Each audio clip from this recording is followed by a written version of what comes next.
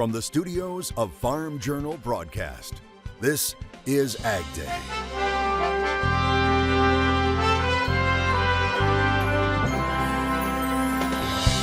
A win-win for forest management. I'm Charles Denny. A forestry project that's been going on here in West Tennessee for decades, and the helpful data that researchers are finding here. That story from Jackson, coming up on AgDay. See what these trees are telling us as high heat presses north. What's that doing to crop conditions? Farmers continue to face financial pressures. Even though we're seeing really high commodity prices, that doesn't necessarily mean that we're going to be having rock and roll times in the farm economy. The ongoing battle to turn a profit amid higher interest rates. Right now on AgDay. AgDay, presented by Pioneer. What's next happens when experience meets expertise. Pioneer. What's next happens here. Good morning, I'm Clinton Griffiths. Interest rates are now at the highest point they've been in 22 years. The Federal Reserve setting its benchmark lending rate at 5.5% last week, making it the 11th rate increase since it started fighting inflation back in March of last year. AgDay's Michelle Rook is here. Michelle, the Fed may not be done yet. The Fed continues to signal they aren't done raising interest rates yet, especially if energy prices continue to climb. That's proving to be costly for agriculture, and unfortunately, the market experts I talked to say that they don't think interest rates will cool for a while. Everything in agriculture is more expensive today, from input prices to the cost of borrowing money, which continues to cut into farmers' profits. And those higher interest rates that are a result of the inflation, that is obviously adding to what farmers have to pay to be borrowing money on their operating notes. So being mindful of that, I think, helps sort of moderate the expectations that even though we're seeing really high commodity prices, that doesn't necessarily mean that we're going to be having rock and roll times in the farm economy. And even with the historic hike in rates, the Federal Reserve still hasn't reached their target for inflation. They're not done. I think it was, 8 of the 12 or 9 of the 12 voting members, or it was a high percentage, like 70%. We're looking at least one more rate cut. A bigger challenge for the Fed moving forward could be if energy prices continue to spike with the rising tensions surrounding the Black Sea War. Obviously, if this geopolitical situation were to escalate and get out of hand and we start getting an energy component to this crisis like we had a year ago, and you know how important energy is to headline inflation, they may be forced to do a heck of a lot more than that, which could further pressure the bottom line for all of agriculture. I'm Michelle Rook reporting for AgDay. All right, thanks, Michelle. The World Meteorological Organization predicting July will go down as the hottest month on record, and it looks like this month could also be a hot one as well. Obviously, hot weather in the summertime is not out of the ordinary, but the past couple of weeks having had record-setting temperatures in numerous cities. For example, on Saturday, Phoenix saw thermometers rise above 110 degrees for the 30th straight day. Heat alerts are in effect for more than 70 million people in more than 10 states from Texas to Florida. That's according to the Weather Prediction Center. It also says the Southern Plains, Lower Mississippi Valley, and Southeast could see heat indices rise above 105 degrees this week. One of the culprits in this expansive northern hemispheric heat, clearly the warm water related to El Nino and elsewhere in the world's oceans.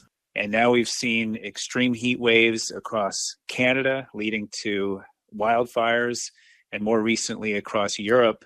We've also seen extreme heat in the southern United States. We got an early start to summer in the deep south.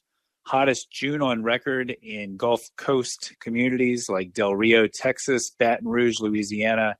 And now for July, it has gotten worse in the southern United States. A whole host of cities with long-term records on track to set their warmest July on record, stretching all the way from Phoenix, Arizona to Key West and Miami, Florida. The high heat increasing the impact of drought again in the key crops and impacting condition ratings this week. Corn condition now 55% good to excellent. That's down 2% from last week. As for soybeans, 52% is classified as good to excellent, also down 2% from the previous week. Checking out the cotton crop, where 41% of that crop now good to excellent. That's down 5%. And winter wheat harvest, it sits at 80% complete. That's 3% behind the 5-year average. Happening right now, the largest wildfire so far this year is burning in the Mojave National Preserve. At last report, the fire in San Bernardino County has gone through 70,000 acres and had spread across the Nevada border, with high winds fanning the flames, causing a fire tornado. Park rangers say dry brush is adding fuel to that fire. While heat is building in some areas, the Central Plains is in for some rain. Meteorologist Matt Engelbrecht joins us with an update. Yeah, Clint, once again, we're back to kind of the ridge riders, bringing the most potential for some rainfall, perhaps some severe weather in and around the locations where those storms pop up. And you remember the ridge riders, we start them in one location and then they ride all the way down to the south and to the southeast. So this is just kind of an estimate. This is Tuesday at 5 p.m. You'll start to see some showers and thunderstorms flare up and then take off to the southeast as we go through our Wednesday. Now in that sector, in that section where they develop, looking at some heavy downpours. And the one reason why I'm pointing to ridge riders is because how localized the showers and thunderstorms are. Back up here to the north, a little bit more widespread. Light to moderate showers, maybe a rumble of thunder, but where we're going to be watching the flooding potential and the severe weather potential is where a few of those thunderstorms start and then kind of domino as we go through the early morning hours on Wednesday and into Wednesday afternoon. Go ahead and take a look at your screen here. Courtney, thanks for sending this in. This is coming in from Canada. Nice shot there, the sunny skies. But it's not necessarily the skies that we wanted to concentrate on regarding this photo. Here's a shot of some beautiful from Courtney. Looks like portions of Saskatchewan getting some nice rains lately to green things up. Hopefully, the central part of the country will see similar rains soon. I'll have more on your forecast coming up. Russia is trying to get buyers of its farm exports to pay in rubles. The country's deputy prime minister is saying it's an attempt to circumvent Western sanctions, telling Reuters the government was preparing to draft decrees to enable buyers to open special ruble accounts in order to make it happen. Russia has demanded for months that its ag bank be reconnected to the international SWIFT bank payment network. It was shut down after Russia's invasion of Ukraine last year. Now, Russia has said the failure of the SWIFT payment being reinstated is one of the reasons it left the Black Sea grain deal. Now, Russia's president is promising to gift African countries tens of thousands of tons of grain despite those Western sanctions. A new report says sales of plant-based meat alternatives are continuing to decline. Ag Thunder News reporting on this, saying that sales fell more than 12% in the 5 weeks ending in early July. For the year, sales have fallen more than 7% in total. That's according to new numbers from Circana. Now, regular meat sales are also down, but just 2.7% year over year. The CEO of Beyond Meat saying late last year that the business is being challenged by higher inflation and increased competition.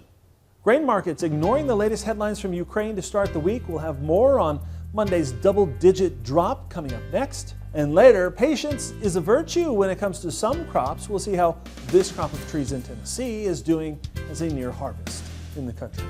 AgDay is brought to you by EndZone from Farm Shop MFG, which allows you to rehydrate your soybeans from 10 to 13% on a 20,000 bushel bin. That's an extra semi-load added to your bottom line. Order your EndZone fan control now for as low as $3,300 while supplies last.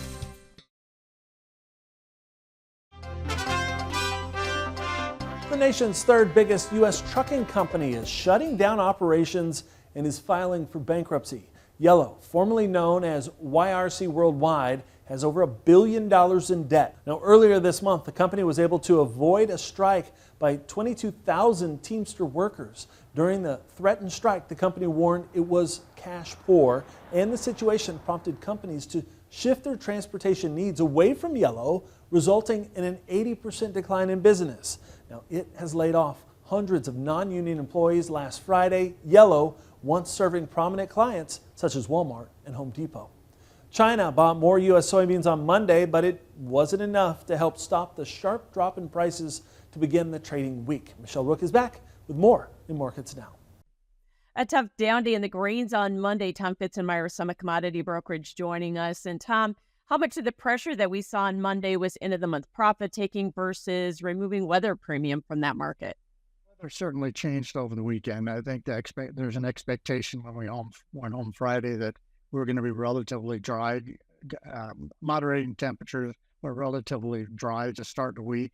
And there are a lot of areas that got some pretty decent rainfall over the weekend. So that change in the weather, I think, kind of prompted the start of the negativity on Sunday evening. And then, of course, you trip the technical indicators go lower, and you had a gap lower, and a lot of technical things added to that. And then in addition to all of that, you've got the fact that Monday was the last trading day of July, and I think that would cause some evening up and some adjustments in all sorts of ways too. So talk about technically, we did take out some pretty key support areas in November. Beans still holding at least $5 on corn.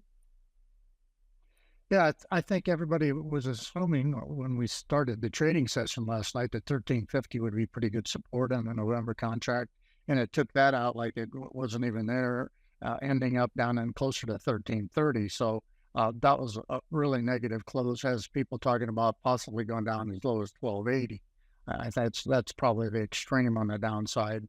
On the December corn, same thing. We thought we were going to find support around 520. We went just barely under 510, closed a little above 510.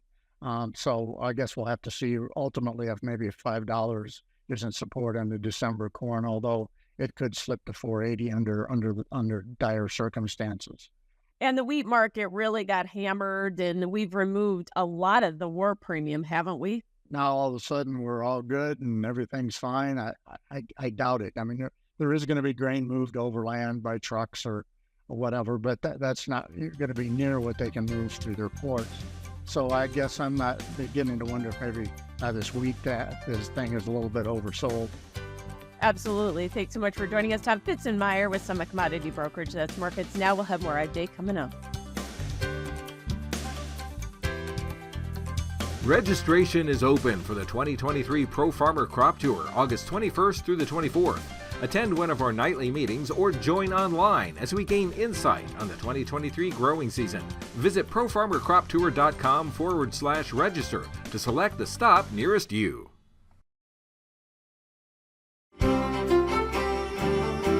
Now, we looked a little bit ago at some of the rain potential between Tuesday and Wednesday.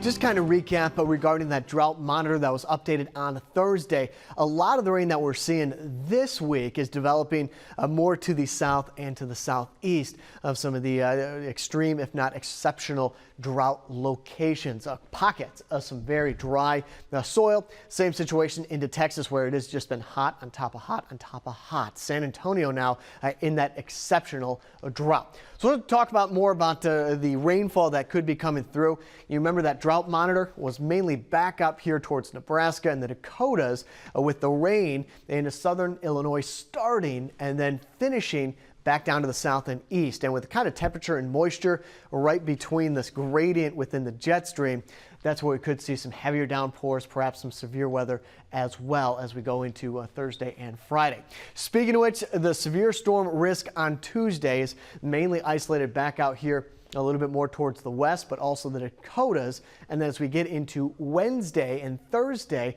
a line or possibly some stronger thunderstorms moving into portions of Minnesota, into Wisconsin, as well as the UP into Michigan, Mackinac Island, up into Michigan. Again, that's going to be on Wednesday. That is going to be the potential for some strong storms. The flooding potential is what we looked at a little bit earlier back into southern Illinois. And one of the reasons for this is, again, that ridge rider type system or type complex where we got storms starting back up here to the northwest and then riding down to the south and to the southeast. Pocket of cooler air back up to the northeast, but that ridge that we've been talking about for the last 7 to 10 days still right over Texas with some quiet, if not hot, air. Any energy is going to have to go up and over if we're talking about widespread rain into the plains. So pretty quiet Wednesday, Thursday, and into Friday before that next piece of energy tries to move in off on the west coast. Let's talk about Augusta, not Georgia. Mostly sunny, high around 104, low of about 77 degrees. Pella, mostly cloudy, high around 85 degrees. And Tupelo, Mississippi, home of Elvis, birthplace of Elvis, mostly sunny. Goats being used for weed control and Pinole, California made a break for it, escaping an enclosure, taking over a neighborhood. The animals feeding off the people's yards. They were all eventually recaptured. The goats are often used by cities to help devour dried vegetation to help reduce the risk of wildfire. Summer is a perfect time for a cold treat, but people are eating a lot less ice cream. We'll tell you how much less coming up next. And if you've ever planted trees to harvest later, stick around. We'll see how it's working in Tennessee. Today in the country.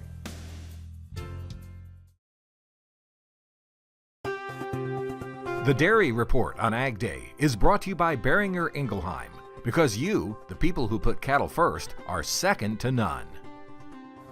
China's slowing economy is not helping world global dairy prices. The country's second quarter GDP grew 6.3% compared to the same quarter last year. It was smaller than analysts had expected.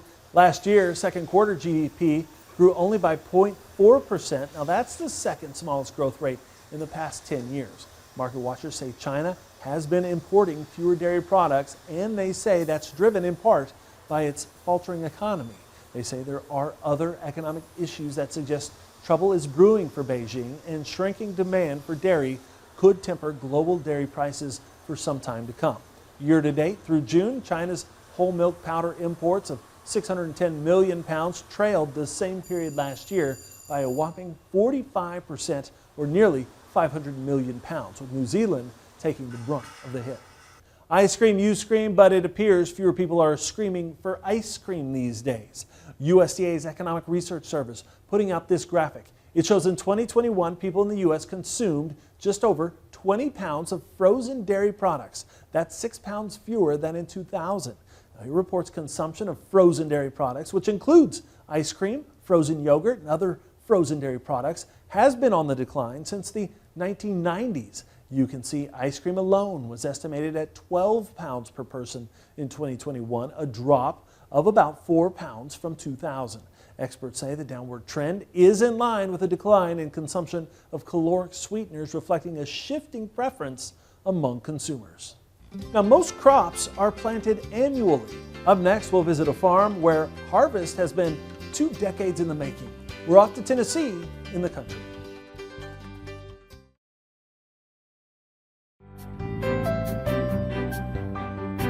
A forest planted and grown by the University of Tennessee's Institute of Agriculture for 2 decades now will soon be ready for harvest. And as Charles Denny reports, the trees provide valuable information to researchers and Tennessee landowners. Growing for 2 decades, the trees in this forest, mostly red and white oak, stretch 50 feet or higher. This forest on UT Ag Research land in Jackson was a row crop field in the early 2000s. But some land is better suited for trees than crops, especially if flooding is a frequent issue, and that was the case here. Now researchers have a healthy bottomland forest, and these oaks could be harvested soon. And so not all species of oak can tolerate this kind of site. So some of the research we've been involved with is trying to determine by looking at the soil properties which trees are better adapted to this site. UT Extension forester David Merker has been the caretaker of this forest since it was first planted. As the trees flourish, information is gained to help landowners determine the value of their timber. There's also climate change research here regarding trees sequestering carbon from the atmosphere. And healthy woods provide other benefits as well. And so, of course, as these trees grow, they're providing wildlife habitat, they're protecting our soil and water resources. And on top of that, they're producing a crop that someday can be harvested and converted to a usable wood product. 51,000 trees were planted as part of this project, and thick woods are common throughout Tennessee. Our state is covered by 14 million acres of forest, 52% of all our land area. But it hasn't always been that way. We have more forest land now than we did in 1900. And this research project is a prime example of a change in perspective and goals. Here's the same land in 1943, 80 years ago. And now today, it looks like this. When it comes to trees, Tennessee is good at growing them. If you look at Tennessee with its mountain peaks and its rolling hills and its impervious swamps, it's well suited for the production of this product, of this particular wood product. And so I like to say that trees are to Tennessee as hogs are to Iowa and corn is to Illinois and lobsters are to Maine. This is what we do. We grow trees and then we grow more. David Merker calls it the miracle of reforestation. And for us to have vibrant future forests, we need to keep growing our research. This is Charles Denny reporting. All right, thanks, Charles. And that's all the time we have this morning. We're sure you guys tuned in. From all of us here at AgDay, I'm Clinton Griffiths. Have a great day.